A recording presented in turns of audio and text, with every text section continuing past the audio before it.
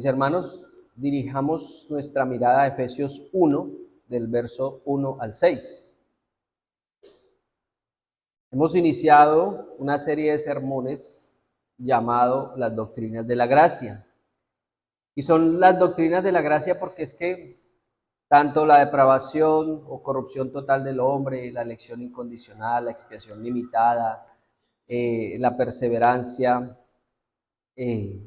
de Dios en los santos, bueno, todas estas doctrinas nos hablan de la gracia de Dios. Es decir, Él nos dio algo que no nos merecíamos, es un regalo, la salvación es obra, Él es el autor y consumador de la fe, es decir, la obra es completa, desde la eternidad hasta la eternidad es completamente obra de Dios.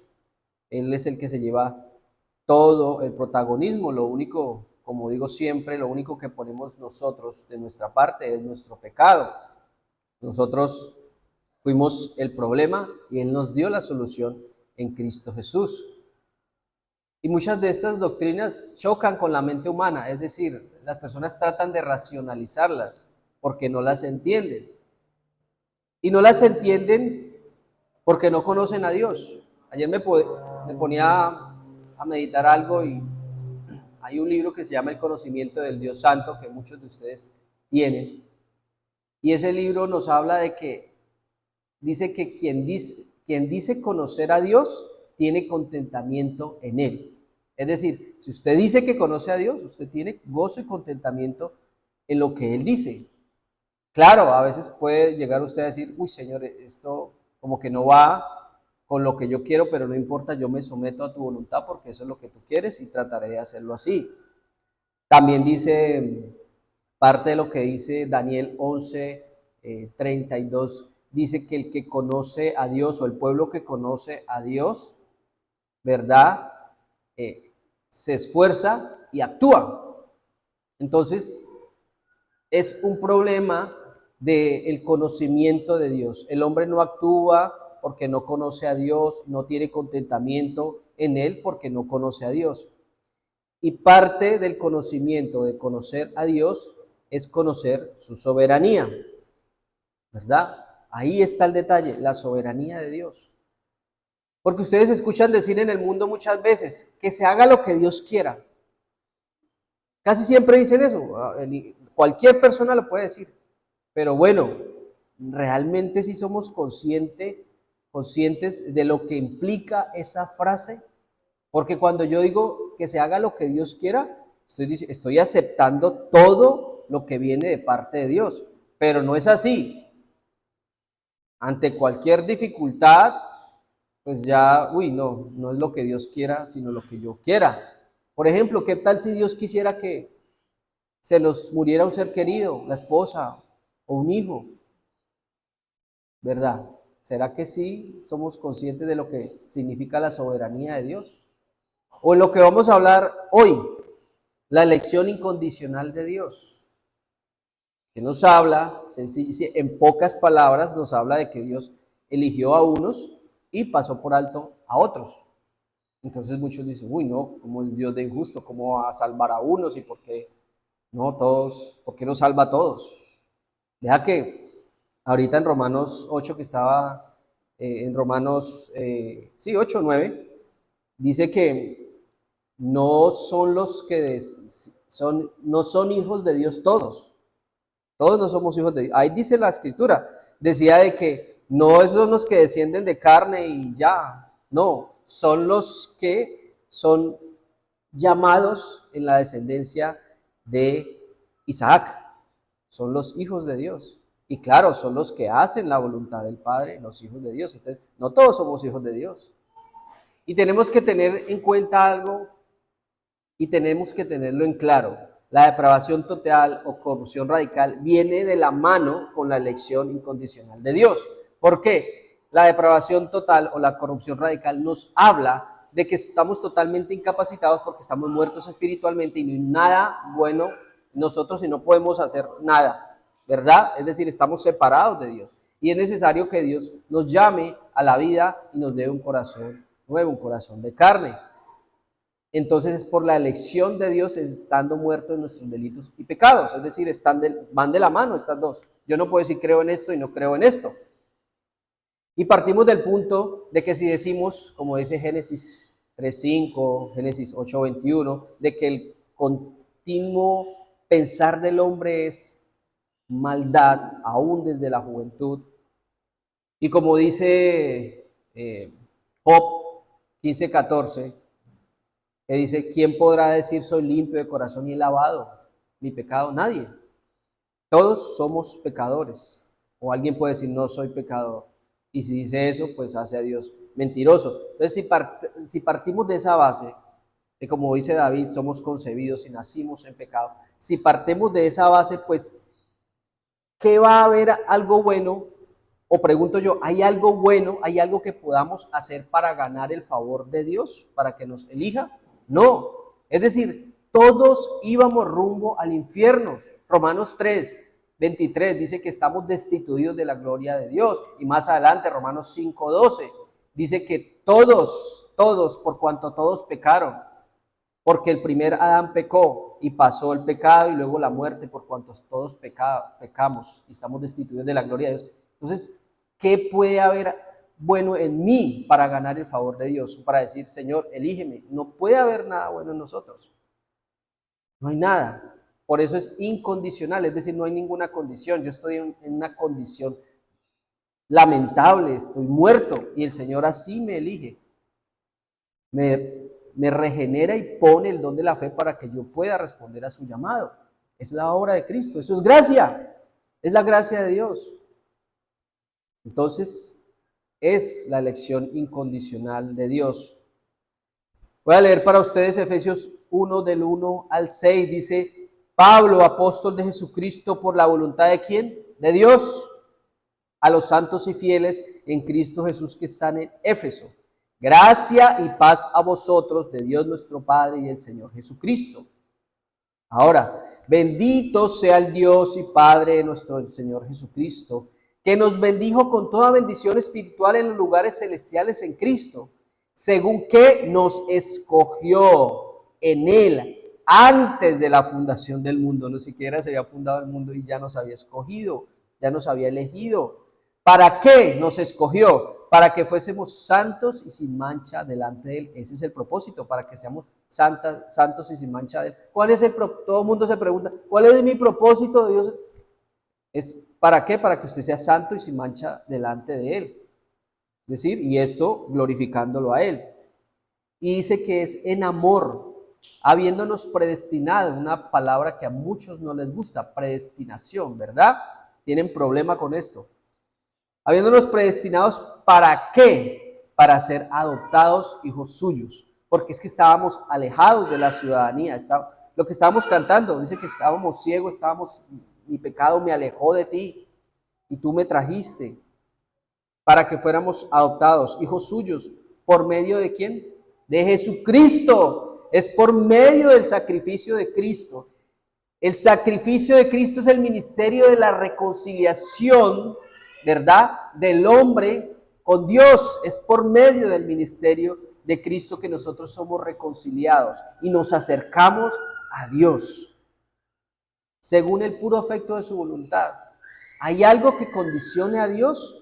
¿Hay algo que le tuerza el brazo a Dios y que le haga hacer lo que el ser humano quiere que haga? No, no.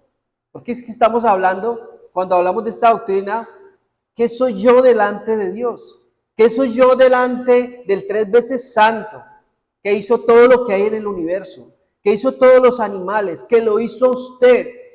Usted se ha visto y se ha puesto a pensar, por ejemplo, la maravilla que es el cuerpo humano.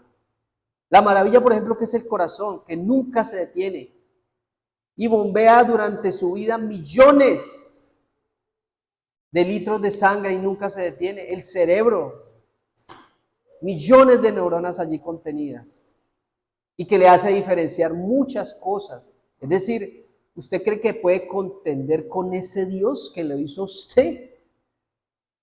¿Usted cree que puede interrogarlo y decirle por qué haces estas cosas y por qué no más bien así como yo pienso? ¿Usted cree que está en ese lugar o en esa posición? de querer interrogar a Dios. Y fuimos creados para alabanza de la gloria de su gracia, con la cual nos hizo aceptos en el amado. Entonces, es un problema, o el hombre tiene un problema con la soberanía de Dios. Y esto viene de la falta de conocimiento, de la falta de conocer al Dios vivo. Esta doctrina de la elección incondicional es una doctrina de gracia y alegría. Debería traernos gracia y alegría. ¿Y por qué digo esto? Porque claro, estas palabras predestinación o elección divina pueden a veces causar incomodidad en las personas. Y pueden parecer de pronto muy frías o pueden parecer muy bonitas en la teoría, ¿verdad? Pero hermanos, la Biblia es muy clara. La Biblia presenta de una manera clara, diáfana, es decir, cristalina, esta enseñanza, la enseñanza de que Dios es el que lo elige a usted. El ser humano no puede elegir a Dios por sus propios medios porque está muerto y solo va a elegir el mal. Si ustedes se dan cuenta, en toda la historia de la Biblia, el Señor fue el que eligió. Y desde el principio, ¿quién fue el que creó a Adán? Fue Dios. Él no se creó a sí mismo, fue Dios porque no había nada. Lo creó de la nada.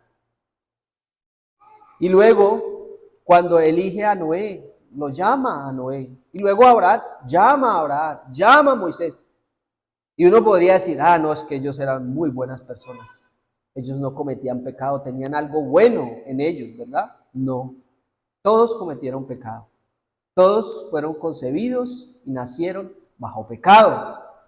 Entonces, toda la honra y la gloria es para Dios y es por gracia.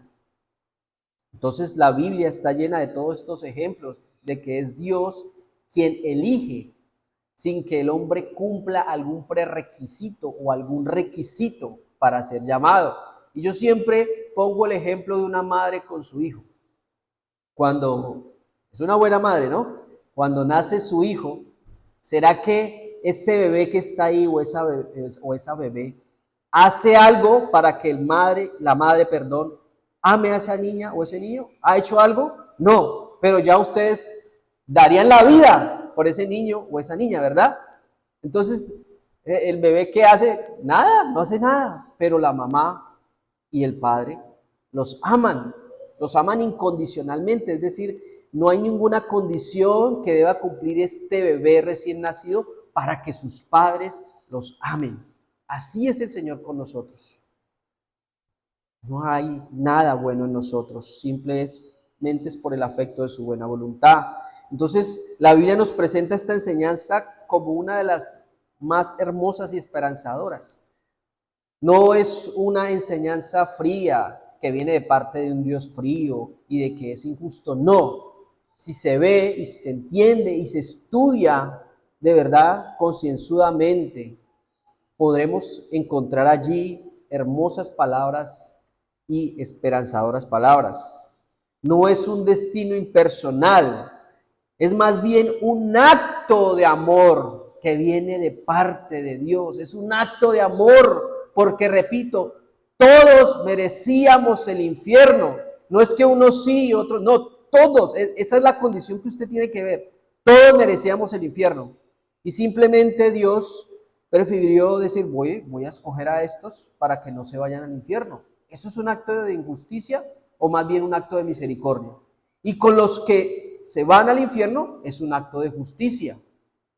Hay un ejemplo muy claro, que también ya lo he puesto de ejemplo de aquí. Hay una película que se llama La lista de Schindler, que es basada en lo que ocurrió en la Segunda Guerra Mundial. Ustedes saben que en la Segunda Guerra Mundial de 1939 a 1944-45 hubo un genocidio mundial, es decir, mataron millones y millones de personas. Se dice que en esa guerra murieron aproximadamente 60 millones de personas. Eso es casi la población de Colombia.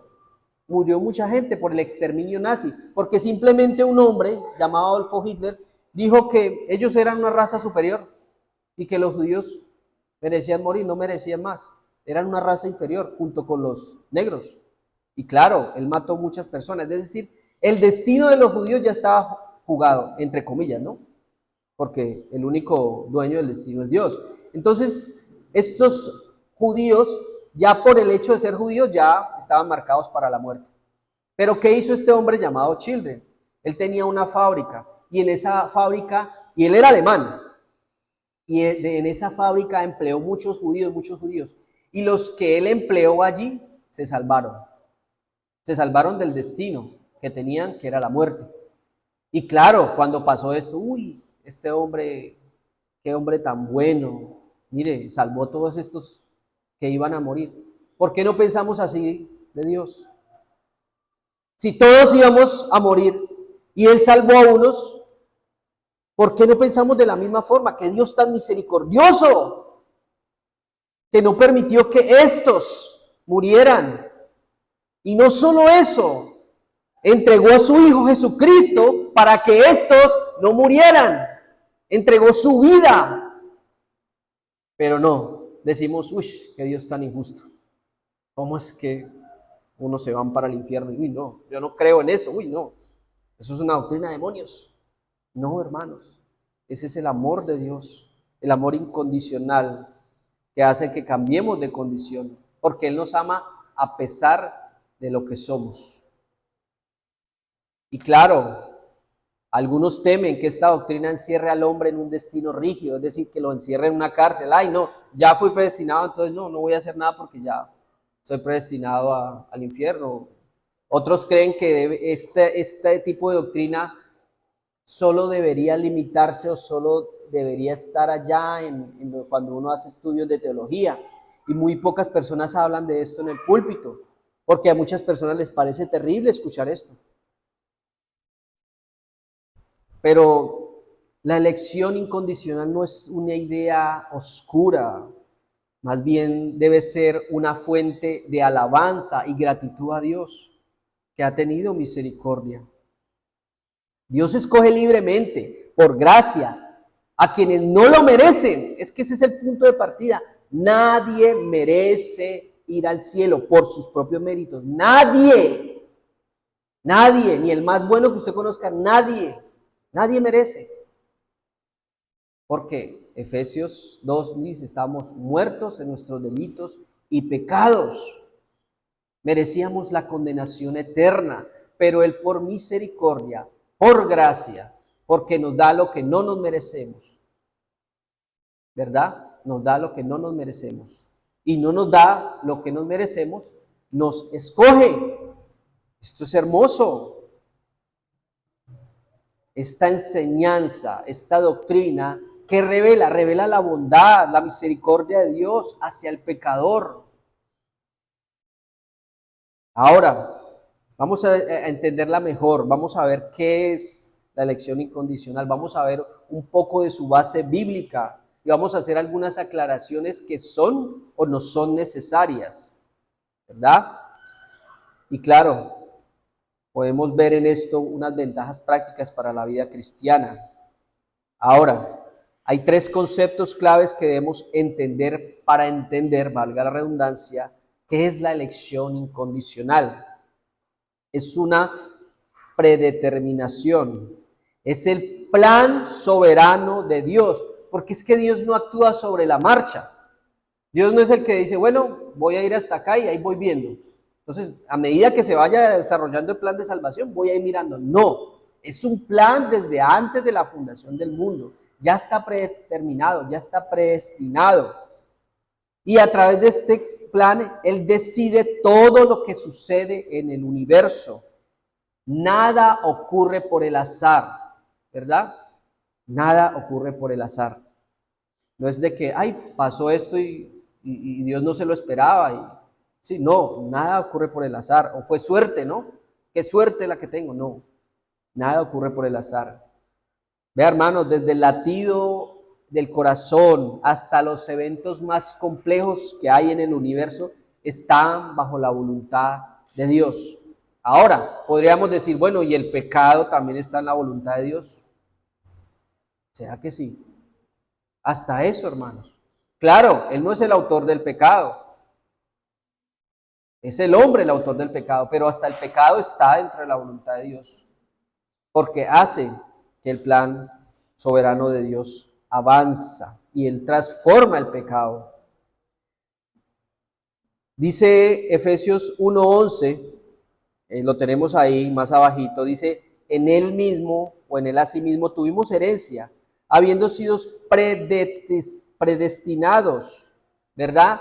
Y predestinados, ¿para qué? Dice, conforme al propósito del que hace todas las cosas según el designio de su voluntad. Entonces, incluso el pecado está dentro de su propósito redentor. Miren la historia de José, ¿recuerdan? ¿Qué le dice a sus hermanos? Ustedes quisieron hacerme un mal a mí, pero Dios convirtió ese mal.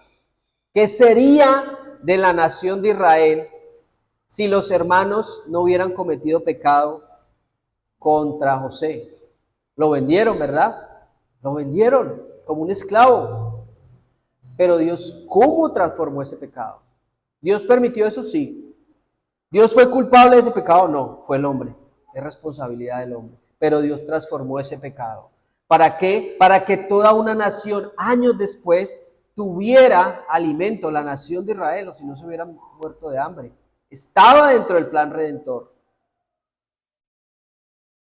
Y también en Hechos 4, 27 y 28, busquemos Hechos 4, 27 y 28.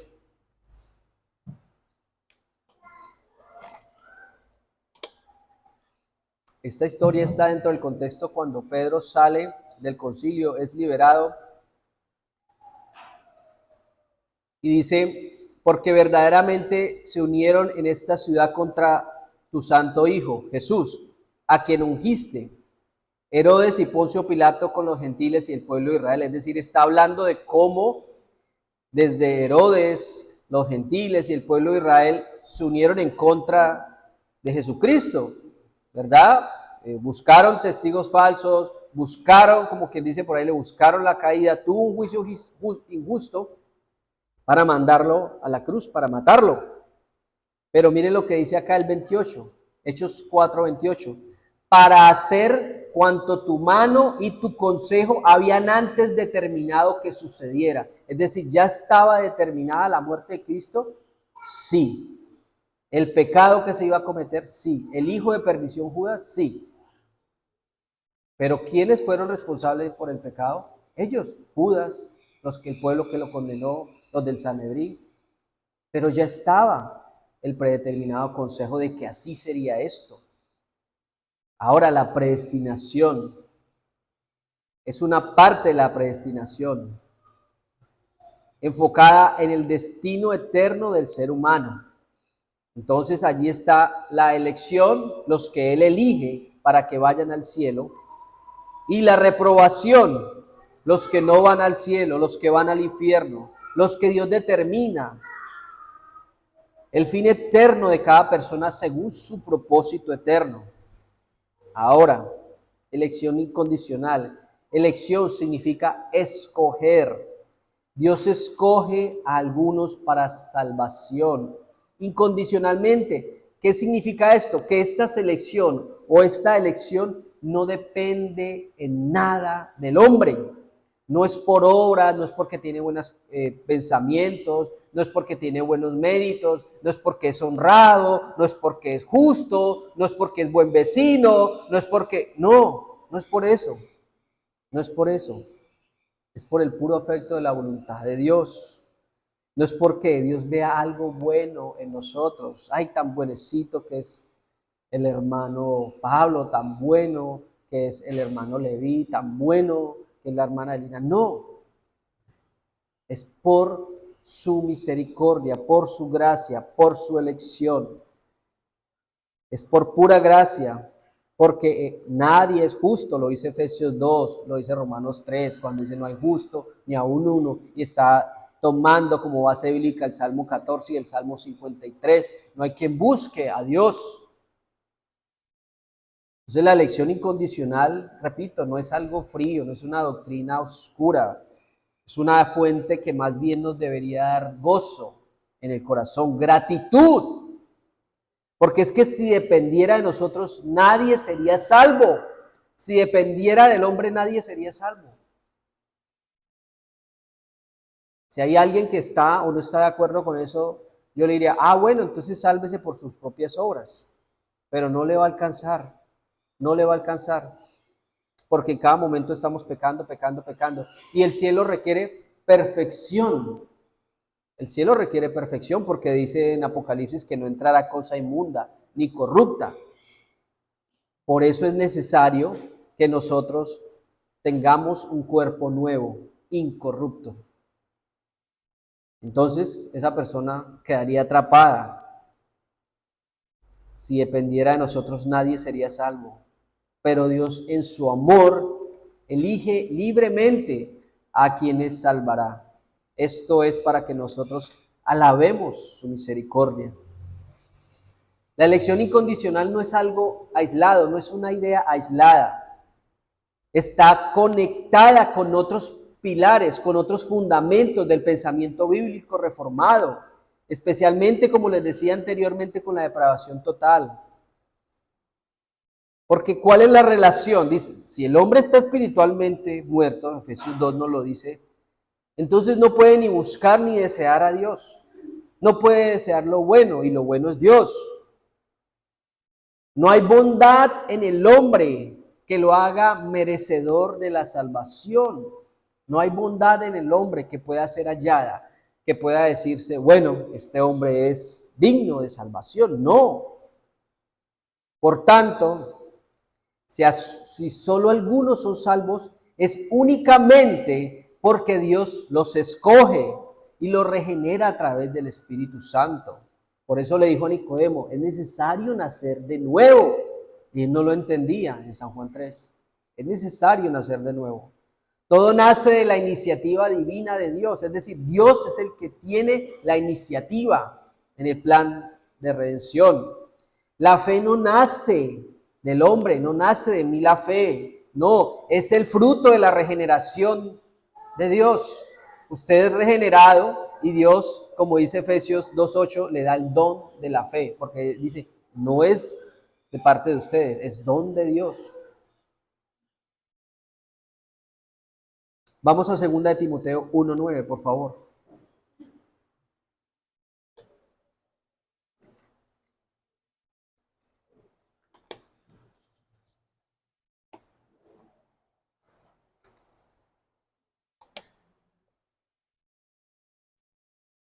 Segunda de Timoteo 1:9. Pongan su mirada allí y dice así la bendita palabra de Dios. Dice, quien nos salvó, ¿verdad? Cristo. Y miren, nos salvó y llamó con llamamiento santo. Miren, esto es lo interesante de este versículo. Él nos salvó y nos llamó con llamamiento salvo. No conforme a nuestras obras. Es decir, no fue por su obra que Él lo llamó y los salvó. No, es según el propósito suyo. Y la gracia, es por gracia que nos fue dada en Cristo. ¿Por qué nos fue dada en Cristo? Porque nosotros merecíamos la muerte. Y el Padre nos da vida eterna en Cristo Jesús. Cristo, antes de los tiempos de los siglos, es decir, antes de la eternidad aún, ya había un plan de salvación. La decisión de quién será regenerado le pertenece solo a Dios. Esto es la elección incondicional, no es por obras, no es por mérito, repito, no son decisiones humanas. Si ustedes les preguntan a la mayoría de personas cómo ir al cielo, les van a decir que es por obras, porque tenemos ese pasado católico romano, ¿verdad? Sí, es por obras. No, yo me porto bien. Hace poco vi un documental y le preguntaron a las personas, ¿cómo hace usted para ir al cielo? Y casi todos, el 90% decían que era por buenas obras. Miren, la falta de conocimiento de Dios. Porque es que si usted se pone a pensar, si es por obras, pues no podríamos llegar nunca. Nunca. Se necesita la obra. Aunque uno diría, bueno, si es por obras, pero por la obra de Cristo. Porque Cristo hizo la obra de redención y pagó nuestro pecado. Y ahora somos justificados. Él nos sustituyó. Cristo vivió. Cristo no solo murió por nosotros, muchas veces decimos, Cristo murió por mis pecados, y está bien, pero eso es parte. Cristo no solo murió por sus pecados, Cristo vivió por usted, porque usted no podía vivir perfectamente, y Él vivió por usted, y murió por su transgresión. ¿Ven? La obra perfecta, esto es gracia, esto es gracia, esto es la elección de Él. Nadie le dice a Dios a quién elegir. Nadie puede decir, soy recto y soy perfecto delante de ti, elígeme a mí, mira mi obra. No. Las obras del ser humano no regenerado son como trapos de inmundicia. De nada valen. Le pertenece enteramente a Dios esta elección. Esto es más bien amor y misericordia, no injusticia, como muchos dicen. Miren lo que dice Juan 37 y 39, San Juan 6, 37 y 39. Vamos a ver algunas citas que nos den el apoyo bíblico requerido para sustentar la elección incondicional de Dios. Y parte de lo que dice Juan 6, 37 y 39 dice, todo lo que el Padre me da, vendrá a mí. Todo lo que el Padre me da, vendrá a mí. Miren la decisión aquí. Miren la escogencia. Es la escogencia del Padre. Y al que mí viene, no le echo fuera. Es decir, esto es seguridad del creyente. Esto es seguridad. Ahora, esa seguridad que usted tiene en la salvación, no es para que, como dicen por ahí, no es para que se vaya y se hunda en el libertinaje diciendo, es que ya el Padre me entregó en las manos de Cristo, entonces ya salvo para siempre. No. Entonces voy a hacer lo que quiera porque ya soy salvo. No. Esto más bien es un apoyo para que nosotros vivamos seguramente, pero también obedezcamos. Y dice dentro de esos mismos versículos, dice que de todo lo que me diere no pierda yo nada, sino que lo resucite en el día postrero. Entonces, todo lo que el Padre me da vendrá a mí, es decir, esa es la seguridad. Y al que me viene no le echo fuera. Que de todo lo que me diere no pierda yo nada, sino que lo resucite en el día postrero. Es la elección del Padre por medio de Cristo y santificados por el Espíritu Santo. Los creyentes verdaderos, es decir, los creyentes son dados por el Padre a Cristo.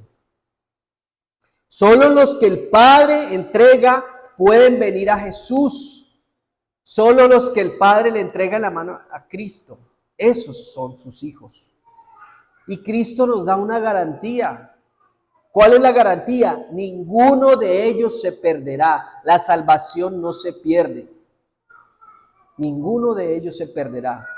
Porque gracias a Dios que no depende de nosotros nuestra salvación. Es de Él. Pero claro, yo soy salvo y tengo que responderle. Es decir, tiene que haber un cambio de condición en mí. La salvación está en las manos del Padre. Y Él elige libremente a quién entregar a su Hijo Jesucristo. Porque mis ovejas oyen mi voz y me siguen y hacen su voluntad. Aunque como escuché por ahí a un pastor, hay algunas ovejas que muerden y muerden duro, pero son las ovejas que el Padre entrega en las manos de su Hijo. San Juan 15, 16, por favor. Vamos a buscar harto en la Biblia. San Juan 15, 16.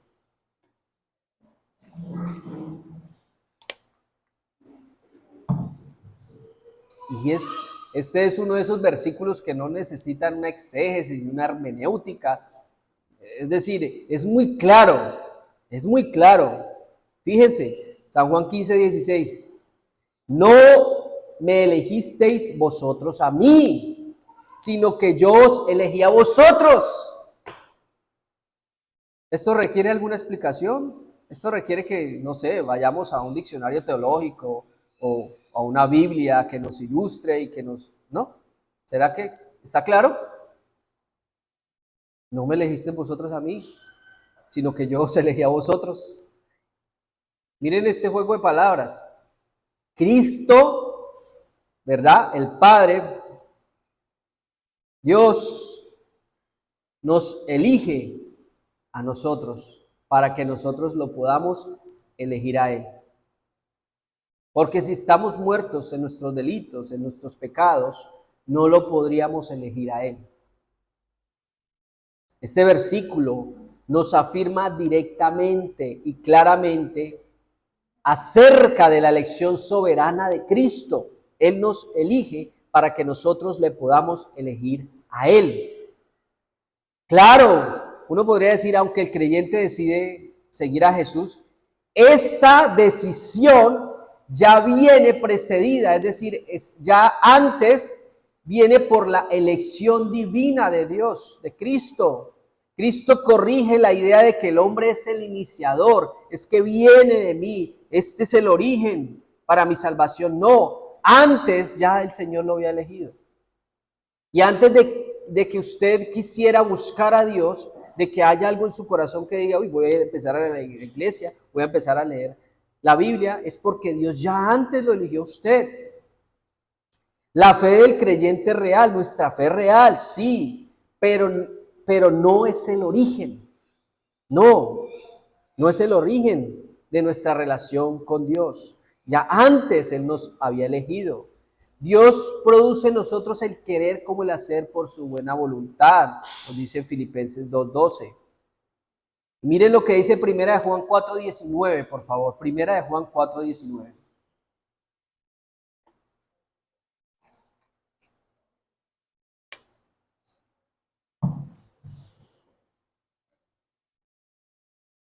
Este es otro versículo muy claro que a la par con Juan 15:16 nos da una claridad de quién es el que elige primero, de quién es el que ama primero.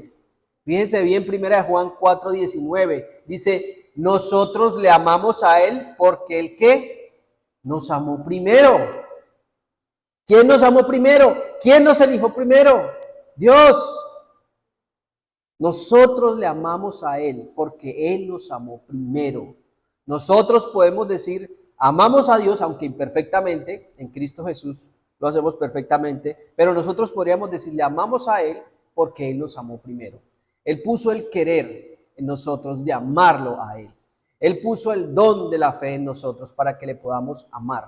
De lo contrario, usted no ama a Dios si no es un creyente. Así lo diga a cuatro voces, así diga, papito Dios, te amo mucho. Así lo diga, pero si usted no es un creyente, no lo ama. Usted está o es enemigo de Dios. ¿Esto qué nos revela? ¿Qué nos dice esto? El amor selectivo y anterior de Dios, antes de la fundación del mundo. Esto es el fundamento de la elección incondicional, que Él nos elige antes de la fe. Él nos amó antes de la fe. Miren lo que dice Hechos 13:48. Hechos 13:48.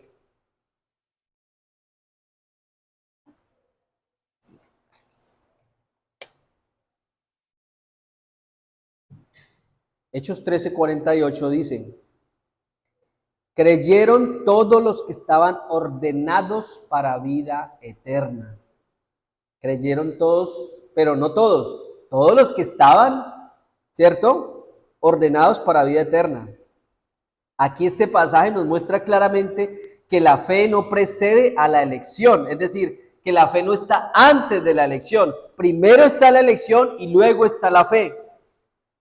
Más bien la fe fluye de la elección. Usted tiene fe porque ha sido elegido, usted tiene fe porque ha sido amado.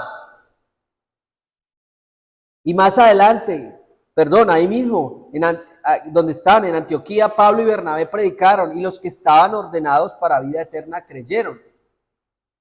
No dice que Dios eligió a quienes ya habían creído, ¿verdad? No dice que Dios prevé quién va a creer, si de pronto hay algo bueno en esa persona y a esa persona elige. No porque ¿dónde está la gracia? ¿Y dónde está la gloria de Dios? ¿Y dónde está su soberanía?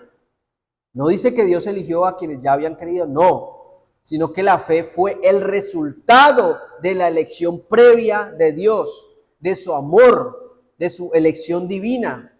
Es un texto muy claro que contradice la idea de que Dios simplemente prevé quién creerá. No, no. La elección es activa, es soberana y es anterior a cualquier respuesta humana. Antes de que haya una respuesta humana, ya hay una elección divina de Dios. Ya está el amor de Dios.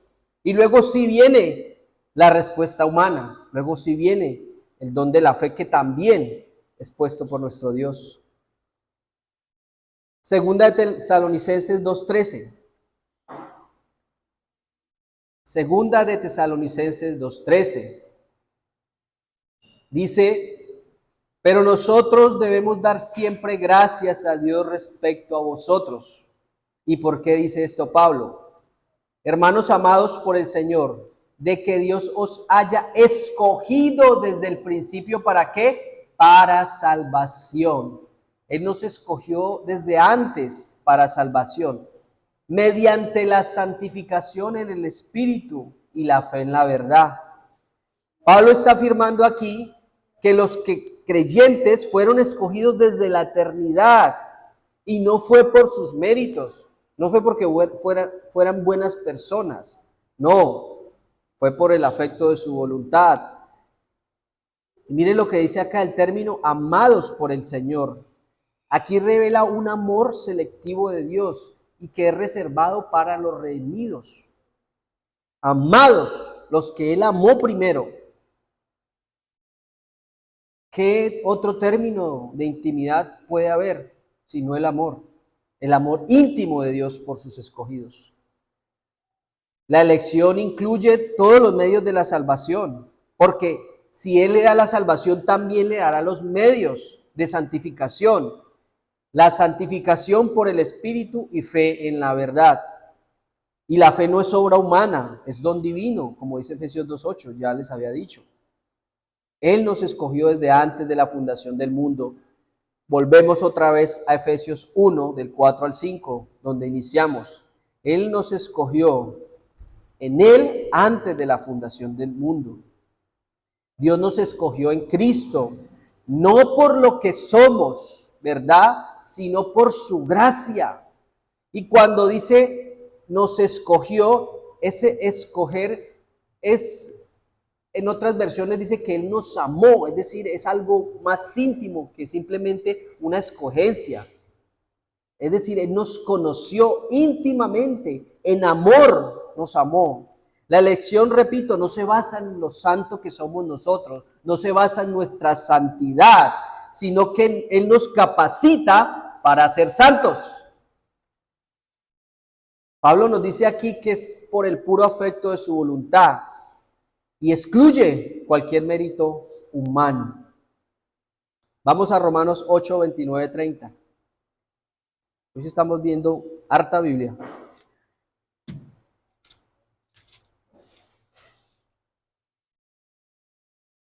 Romanos 8, 29 al 30. Y antes de eso, Romanos 8, 28 dice, a los que aman a Dios todas las cosas les vienen a bien. Esto es conforme a los que su propósito son llamados, ¿verdad?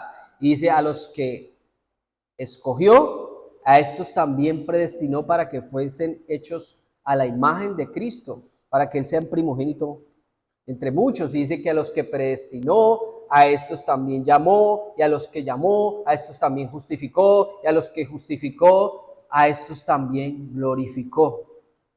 ¿Verdad? Miren, el plan eterno le pertenece a Él, es su autoría. El plan redentorio es desde la eternidad hasta la eternidad. Y todo es por Él, por su mérito, por su gracia. A los que antes conoció también los predestinó. Conocer, vea otra vez esta palabra, conocer. En el lenguaje bíblico significa amar previamente, es decir, nos amó primero. ¿Y quieren que le diga cuál fue la expresión más grande de amor de Dios por sus hijos? Lo podemos ver en la cruz, porque es que Él no escatimó a su Hijo. ¿Qué otra cosa usted le pide a Dios para que muestre su amor? Si Cristo mismo se dio por nosotros. No hay una muestra de amor más grande que un amigo de su vida por los otros. Cristo, en la cruz podemos ver el amor de Dios. Claro, es algo irónico, ¿verdad? Porque la cruz también es una muestra de odio del hombre, porque era maldito el que fuera colgado de un madero. Y allí en la cruz, los que iban en contra de Jesucristo mostraron todo su odio hacia Dios. Pero Dios transformó ese odio en el acto de amor más grande por el hombre. Es un acto de amor. Y nos amó previamente. Entonces Pablo aquí nos describe la cadena dorada de la salvación, es decir, el amor eterno del Padre, la predestinación, el llamamiento, la justificación, la glorificación. Aquí en esta secuencia podemos ver todo el proceso de la salvación. Y en este proceso de la salvación podemos ver que es la obra de Dios. Y yo pregunto, ¿y dónde está el ser humano? ¿Dónde está la jactancia del ser humano con sus buenas obras? ¿O qué puede hacer el ser humano frente a esto?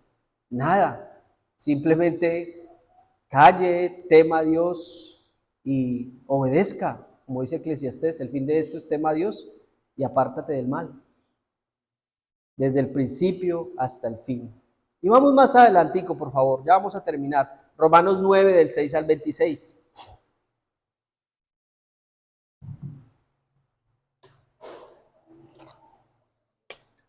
Y vamos a tomar algunos apartes de aquí. Ese no lo leyó nuestro hermano Amaury. Y es un versículo muy diciente y muy fuerte para algunos. Nos trae varios ejemplos, ¿verdad? Entonces aquí vemos la elección incondicional y la soberanía de Dios claramente. Y estas ideas son las que chocan con el ser humano, con las personas no creyentes. Y aún de pronto pueden chocar con algunos creyentes. La elección incondicional y la soberanía de Dios. Al hombre le cuesta reconocer que Dios es soberano. Dice que Dios es soberano, pero realmente cuando conoce a Dios le cuesta entenderlo. Y Pablo responde a la inquietud, ¿verdad? Porque recuerden que aquí hay como, Pablo se formula una pregunta que se podrían haber formulado y que se formula hoy en día. Entonces, ¿ha fallado la promesa de Dios a Israel si muchos israelitas están perdidos? Y la respuesta de Pablo en el verso 6 dice, no es que la palabra de Dios haya fallado, ¿sí? La salvación no depende de la descendencia física, sino de la gracia de Dios, responde Pablo, parafraseando lo que Pablo dice. Permítanme.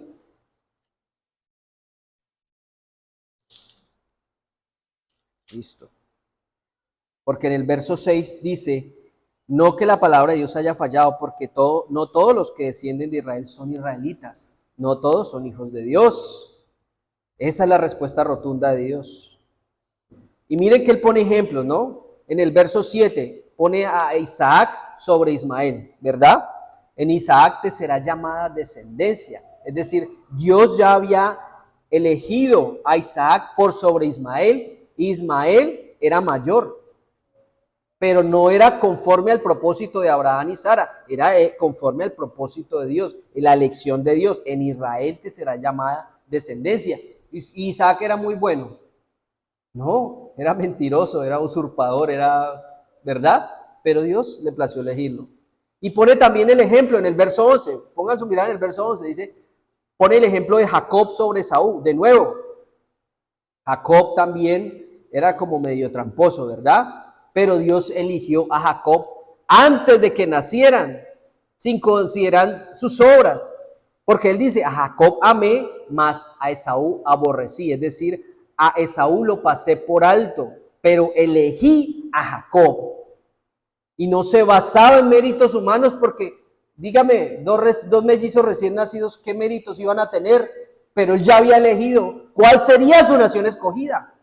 Ya lo había elegido. Porque es que esto es o viene del que llama, no del llamado. Esto es elección del que llama. Y entonces viene la objeción, ¿verdad? El verso 14, ¿qué dice el verso 14? ¿Qué pues diremos? ¿Que hay injusticia en Dios? Como muchos dicen hoy, ay, Dios es injusto. Pablo está preveyendo esa pregunta. Es una pregunta. Pablo anticipa la reacción del ser humano ante este conocimiento. ¿Hay injusticia en Dios? ¿Y cuál es la respuesta de Pablo? En ninguna manera. Dios es justo, aunque su elección no siga los fundamentos humanos, aunque su elección no siga los criterios humanos, aunque su elección no siga la voluntad de los hombres. Su elección es por el puro afecto de su voluntad. Y mire la respuesta divina, el verso 15 de Romanos 9. Él dice, tendré misericordia del que yo tenga misericordia. De quien quiere, tiene misericordia. Y al que quiere endurecer, endurece. Esto está en el fuero de Dios, es decir, esto está dentro de su soberanía. Esto le pertenece a Él. Dar misericordia a quien Él quiere. Dar justicia a quien Él quiere está dentro de sus atributos, porque Él es Dios, porque Él es creador, porque Él es soberano y Él elige a quien quiere elegir y endurece a quien quiere endurecer. La elección depende exclusivamente de Dios, no del que quiere ni del que corre, dice el verso 16. Viene de Dios. La elección queda en la sabiduría y en el propósito de Dios. Y hay otro ejemplo muy claro que ustedes conocen acá. Aquí en el Baupés hay muchos alfareros. Hay personas que hacen productos, tazas, pocillos muy hermosos. Los forjan, ¿verdad? Les dan la forma que ellos quieren. ¿Acaso esos objetos, esos vasos de barro, como dice la Escritura, cuando el alfarero los hace mal o cuando el alfarero simplemente los desecha, esos vasos de barros, esos pocillos, tienen o tendrán de pronto la actitud o el derecho de decir, no me hagas así? No, cada cual hace el vaso como quiere, lo pinta como quiere, porque es el alfarero. De esa manera Dios con nosotros, Él nos creó. Dice que al hombre lo formó del barro. Somos hechos del barro y le estamos diciendo a Dios qué hacer y cómo comportarse y a quién elegir y por qué, Señor, y por qué hiciste eso, por qué no haces más bien como yo pienso, porque queremos racionalizar la Escritura de Dios y queremos acomodarla a nuestro modo y no nos acomodamos, nos cuesta, al ser humano le cuesta acomodarse a la Escritura, al ser humano le cuesta someterse a Dios por la falta de conocimiento de Dios, por la falta de conocer realmente lo que es la soberanía de Dios. Y podríamos decir, ¿es libre el hombre? En el sentido de que el hombre hace lo que desea hacer, podríamos decir que sí, el hombre es libre en el sentido de que hace lo que desea hacer. ¿Por qué? Porque es que la voluntad del hombre sin Dios está esclavizada al pecado. Y si se le deja al hombre, ¿verdad?, hacer lo que quiera sin la intervención de Dios, claro, el hombre va a escoger el pecado, lo va a escoger el infierno, porque no puede elegir a Dios, porque su naturaleza está esclavizada al pecado. El no regenerado no desea a Dios, porque su corazón está entenebrecido y no busca a la luz, no sigue a la luz, a no ser que Dios lo elija, irá a la luz. Pero el no regenerado no desea ir a Dios, por tanto no puede elegirlo. Su libertad está limitada por su inclinación al mal. Es decir, ¿a qué se inclina una persona que le gusta el licor? ¿A qué se inclina una persona que es mentirosa? ¿A qué se inclina una persona que siempre dice malas cosas y palabras corrompidas? A lo mismo. Es decir, su libertad está esclavizada a su pecado. Entonces, el alcohólico es libre de beber, libre, pero es esclavo del alcohol. Así también el pecador es libre de pecar, pero es esclavo del pecado. Algo lo ata. Entonces, ¿dónde está la libertad? Libertad realmente tenemos en Cristo Jesús. Él nos da libertad. Y aún así somos sus siervos, pero hay libertad. Porque ya no estamos libres, ya no estamos esclavos del pecado. Ya no estamos encadenados del pecado. El cristiano realmente no puede rechazar a Cristo, porque ese es su llamamiento, porque ha sido dado por Él. ¿Por quién? Por el Padre y asegurado por el Hijo. Porque recuerden, los que mi Padre me da, ¿verdad? Esos yo no los echo fuera. Y mis ovejas siguen mi voz. La salvación está garantizada por la gracia soberana de Dios. Esto no es una pérdida de libertad, más bien sería una gloriosa seguridad, una gloriosa confianza. Entonces podríamos decir, ¿la predestinación es injusta, es forzada? No, no. Todos reciben lo que desean. ¿Por qué? Los condenados no quieren estar con Dios y por eso prefieren el infierno antes que el cielo. No porque les guste el infierno, porque a nadie le gusta el infierno si lo seguimos al pie de la letra y vemos qué es el infierno. A nadie le gusta el lugar de tormento.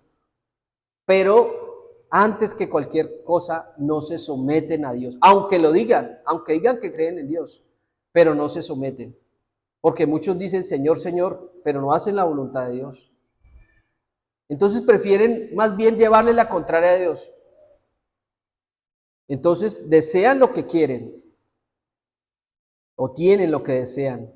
El cristiano desea a Cristo y por eso ha sido atraído por gracia. Pero nosotros deseamos a Cristo porque Él nos elige y nos amó primero, no por otra cosa. Porque toda la naturaleza humana caída no desea ir al Señor. Nadie está en el cielo o en el infierno contra su voluntad. Muchos dirían, ay, pero si hablamos de la predestinación, una persona buena, ¿por qué se va a ir al infierno? Cada uno va a obtener lo que se merece. Aunque si hablamos en esos términos, nosotros nos merecíamos el infierno. Nosotros obtendremos lo que no nos merecemos por la gracia de Dios. Pero obtiene lo que se merece en el sentido de que nunca quiso ir a Dios, nunca quiso ir a Cristo, nunca quiso obedecerle. Entonces yo le diría a esa persona, bueno, ¿qué desea realmente? A una persona que tenga de pronto alguna contrariedad con esta doctrina de la elección incondicional, le podemos decir, bueno, ¿qué desea realmente? Esto no es un misterio inaccesible. Esto es una realidad que se revela en el deseo del corazón. ¿Y cuál es el deseo del corazón del ser humano? Siempre inclinado hacia el mal. Entonces yo le diría a esa persona, bueno, está arrepentido de sus pecados, confía en Cristo como único y suficiente Salvador, ama a Dios y deseas estar con Él. Si esa persona me dice que sí, entonces yo diría, bueno, usted ha sido elegido. Pero claro, sabemos que esa persona tiene que dar fruto, porque la fe sin obras es una fe muerta. Porque dice, el que a mí viene, yo no le echo fuera. Ahora, si no lo desea, entonces ¿por qué se queja de la predestinación? ¿Por qué se queja si no hace la voluntad de Dios? ¿Por qué se queja si no quiere ir a Cristo? ¿Cuál es su queja? Si no desea a Cristo ni el cielo, tiene exactamente lo que usted desea. La queja no se trata de teología, no es teológica, es más bien una racionalización del rechazo. Las personas racionalizan su alejamiento de Dios. Las personas racionalizan, ¿verdad?, el no ser cristiano. Siguen su propia religión, siguen su propia voluntad. Mis hermanos, la elección incondicional no niega la libertad, más bien revela el estado del corazón. Él salva a quienes Él llama. Y los que vamos a Cristo, los que vienen a Cristo, lo hacemos porque hemos sido transformados. Nadie que desee sinceramente a Cristo será rechazado.